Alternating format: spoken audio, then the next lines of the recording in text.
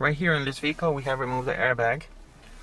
Make sure every time you work in the airbag system you need to disconnect the battery. Behind the steering wheel is what you would call the clock spring, but usually on the back of the clock spring is integrated the steering angle sensor. Now the clock spring allows you to turn the steering wheel left and right and spin it off times while keeping these wires still connected to the vehicle. Now these wires, one is for the horn, this is a wire for the airbag, and there is also wires for the steering wheel controls. So the clock spring has a wire that goes around and it allows you to just move the steering wheel several times. To get to the clock spring, what you'll do is you'll remove the airbag, you'll remove this center bolt right here, you'll disconnect the wires, and then you pull away the steering wheel.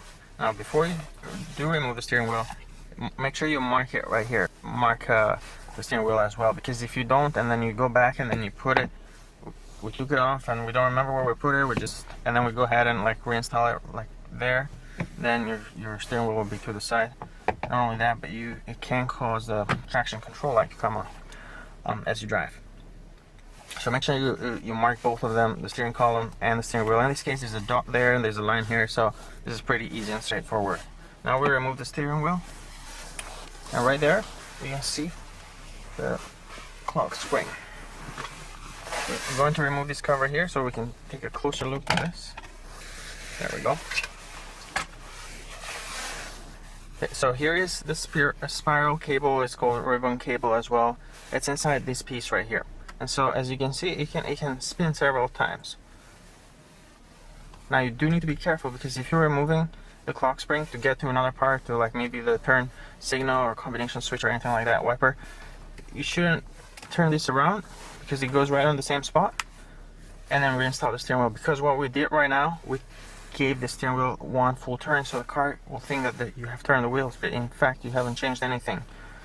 And the way that you know that is that if you did have a scanner that can read values from the steering angle, so right here it says steering angle at steering wheel, it's shown in degrees, and right here we're -1, so we're almost in the center.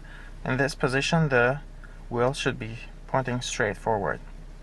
So if I turn this to the right, so assume I'm turning the steering wheel to the right, look at that, a quarter turn, half a turn, and then now a full turn, 365. So it's -365 when you go to the right, and then it should take another turn, and that's all that it will go.